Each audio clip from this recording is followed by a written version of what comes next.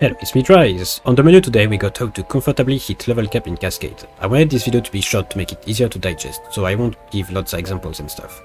I just show my ideal loadout for comfort and explain why I chose these.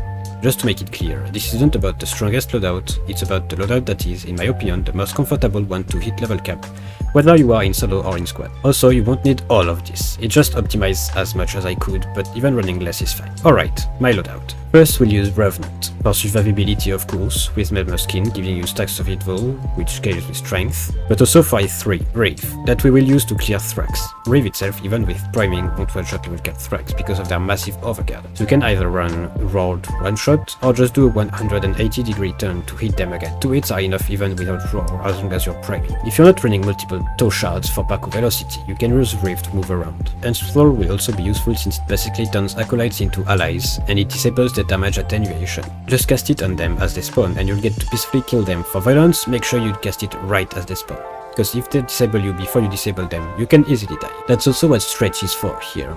You want to have more range than them, in case you couldn't enthrall them right away. You can also run Silence if you want, it might be more practical, most likely over the 4 if you have Trash Clear. You can also use the 4 to move around with the 3, since it disables cast time on Reef, but you can also use it to nuke past level 6000. Even beyond level 1k it does fine, but it's not really a nuke. If you wanna run a subsum, for once I'd recommend repressing his 4. The build can vary depending on what you plan to do. If you don't wanna use the 4, you don't need as much duration. If you one-shot acolytes, you don't need the 1, 2 or Silence. And if you'll kill Thrax with something else, like if you run Slammy Star, for example, you don't need the 1, 3 and 4. But I like my Falcor, so I'll keep it. I decided to go with 3 toe Paco velocity and 2 casting speed. I'm also running Arcane velocity for my secondary, which is my acolyte killer, since it doesn't one-shot. Some people would say Titania or Jade is the best cascade frame, and it's fair, but I prefer my Ravy Boar. For the weapons we got Bubonico. To prime for the 3, basically you just want to prime Magnetic and Viral as fast as possible, though you don't really need it, it's just a safety. Next I'm running a Spore Lacer to kill acolytes, so these are my parts. Well, you can also see it in the name. And that's my build for it. This deals with them pretty efficiently. It's not a one-shot, but it's still very nice, especially with Enthrall. Then I'm running a Falcor, just for the trash clear. It also handles acolytes and Thrax pretty well, especially in solo if they are in groups. For the companions, I got a D-Rega, with Verglass as a magnetic and viral primer again. I'm running an unranked assault pod because I want Verglass to focus specifically on the Thrax, instead of an enemy that could be far away. But if you don't want to kill with Rave, you don't need this. In terms of focus, we have Madurai. You mostly need Phoenix Talons, Power Transfer and Contamination. The rest is just for comfort. In terms of operator loadout, I recommend 147, which is a Raplak Prism, a Fat Scaffold and a Status Brace. But you can also run a 547, which is a Quantic Prism instead of the Raplak.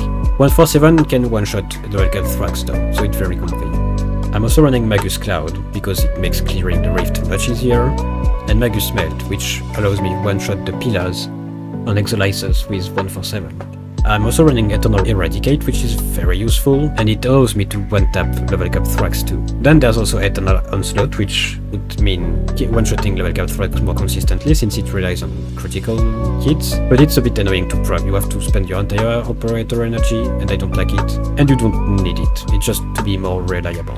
Now for the gameplay itself, I will explain briefly how Cascade works. The details about rotation, tile search and stuff will come out in a bigger video I'll make someday about Cascade. Being in Steel Path is better here, in my opinion, because you can get acolytes and you get more resources. Then you just head for the Zariman and in Tuval commands. You can also go in the Chrysalith, right there, and then going for the elevator, but it's much slower. The Cascade map has 3 main rooms, with the number of exo going from 3 to 5 depending on which room you get. Alright, let's start. I'll set in solo. I'll start Tuval commands. You can do the incursions if you want, but I don't wanna. Okay, once the game has started, I recommend dropping an energy pad, so these things. Don't forget to cast Melmer skin, and then you can wait for your energy to be full.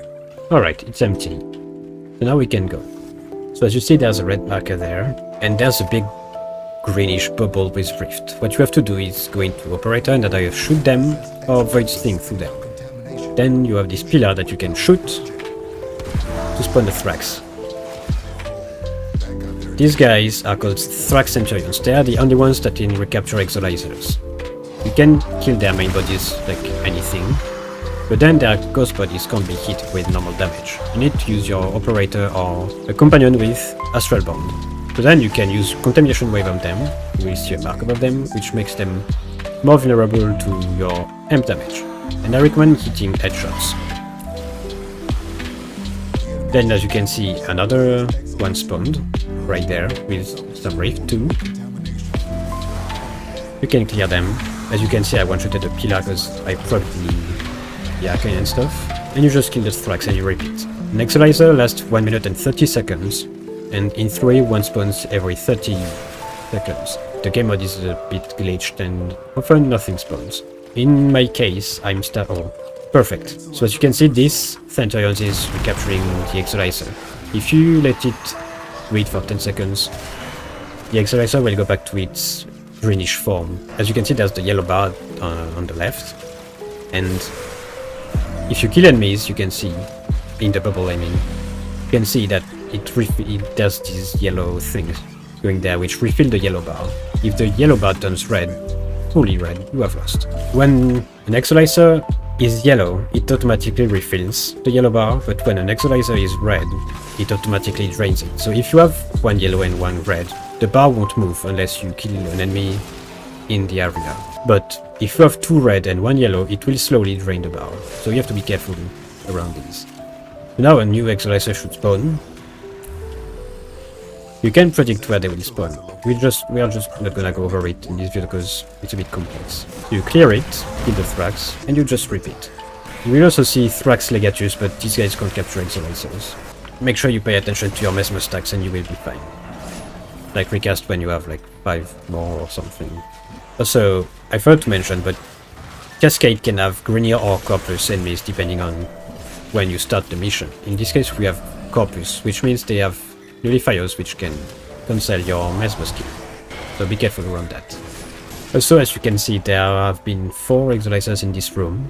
This room will always have 4 Exolizers. Sometimes they won't necessarily spawn 4 in a row, because the rotation can be bugged. But in one game you should see 4 different Exolizers, always in these specific spots in this room. It could have been 3 or it could have been 5 too. But not in this room. And since we have 4 different Exolizers there, where we have the 2 other that spawned over there, that means the next Exolizer will spawn in another room. We can look for it now, but since it's very beginner friendly, this guide I won't do it. I'll pretend like it's the first time I launched the game. And we have a new one over there. Thankfully it's very close. As you can see, extraction started, opened, because we have cleared 4 Exolizers, and around is 4 Exolizer. In theory, a rotation covers all 3 rooms, and it should be 12 Exolizers per rotation, but since you don't always have 12 Exolizers in your tile set. So this room is a 3 Exolizer room, and here's the 3rd one. And as you can see, I'm not one-shotting Thrax, although I said that you should always one-shot them even at level cap, because I'm not hitting crits. If you hit crits, you will always one-shot. Which is why Eternal Onslaught is great too. Okay, so an Acolyte is spawning, so I'm going far from the other enemies. He's Torment, so it's not gonna be an issue, but basically you want to enthrall them right away. And then you can kill them. The only one you really have to pay attention to is Violence. Okay, so a new Exolizer spawned over there, and as you can see, it went back to the first room, because I'm in solo and the rotation is solo, and so it's often bugged. I'm not gonna talk about fixing the rotation in this video, because it would make it way too long, so I'm just gonna blindly follow the markers. But basically when that happens, usually you have all the EXO in the first room spawn, then all the EXO in the second room spawn, and then 2 EXO from the first room spawn. I'm gonna have a new EXO spawn here. The next EXO will most likely spawn in the 3rd room. So as you can see, it's over there. Oh, and I forgot, yes. They can get recaptured too, even if you're far away. So you have to pay attention to these. It's gonna make you lose a lot of time, but it's fine. Okay, so that's a 4 EXO room, meaning my rotation is 4-3-4. My tile is 4-3-4. I'm gonna pretend this EXO doesn't get recaptured. As you can see, the white bar shows how much % of the EXO is left. When it reaches that point, you know it can't get recaptured. So you can leave a bit before it reaches that point to gain some time. Also, I forgot to mention, but in solo, you have 4 Exolizers at once max. as you can see, since I'm at 4 here, the third one won't spawn yet. Now, since the rotation is fucked, continuing to spawn on room 1, now it will go back to room 3. Be really careful with nullifiers, of course. Oh, it's violence, perfect. So you want to locate him and throw him as fast as possible. If you play in squads, you have generally one guy capturing the exo just right as they spawn, like pre-shooting them and stuff, and then at least someone else defending them. So I was in squad and I was the one attacking, so capturing the exos. I would have left just as soon as I captured that one, to go back to room 1. Okay, I forgot to mention it, but sometimes you can easily get glitched, and in this case I was basically stuck to the ground, and to fix that you just need to open the pause menu and close it. If you get overrun and you can't heal anymore, you can just ignore the enemies for a bit and just focus on recapturing the exos. As long as you do that, you won't lose. So yeah, as you can see, when they recapture a body, ghosts will be a lot more vulnerable to damage than normally, and you can easily one-shot them. So if you pay attention to your run, you can already guess the rotation, you can start predicting during some time. Also sometimes the rotation fixes itself, like if you just keep playing, but sometimes it doesn't. And you can just learn to do it yourself. It's not, you don't require too much thinking and stuff, but well, it's not very beginner friendly. Predicting exo spawns is much easier than it seems. So I recommend always paying attention to your mesmer stacks before they're in an exo, which is exactly not what I've been doing so far. God. Fucking. Again?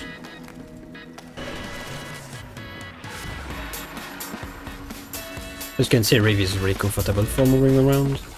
So here I have a bug that forces me to move forward. You can just press escape and cancel it if it happens. In squad you can easily hit level cap in like 55 minutes. Whoop. Okay, I almost died there. So you have to pay attention to those mistakes.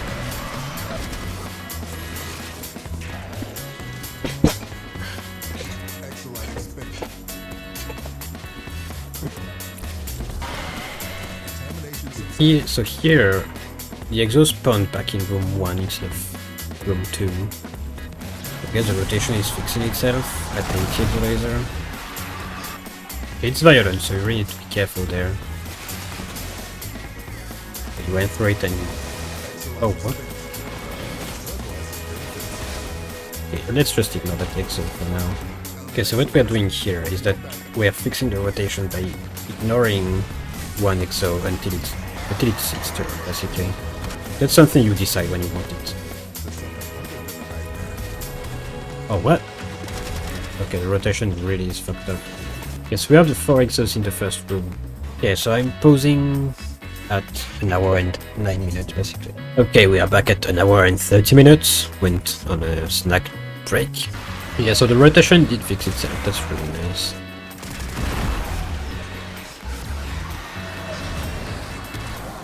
It's already pretty nice. As long as I get attacked, it's violent fast. Okay, that's Torment, it's fine.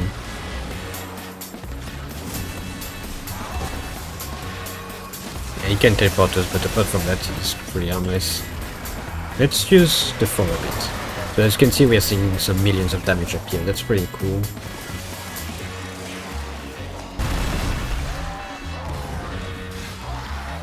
And as you can see, I just primed. He's dying. And here we go, 107 exo license, meaning now enemies will spawn at level cap. And there we go. Level cap enemy. Let's see how it goes. Yeah, I hit like 3 million damage on my stored damage. Also, something else I would recommend is you get your Simmer scanner and just scan the enemies. That gives a lot of reputation. You will hit your standing cap really fast. There we go. Alright, so now we can extract. Okay, so that's our stat, 1600 Waxplasm, and we don't have any booster. The run lasted 1 hour and 35 minutes, but I think we spent about 20 minutes AFK. It should take about 1 hour and 20 minutes if you're not trying to clear exos as fast as possible. Thank you for watching. Now you're a waterfall. Remember to have fun. Adios.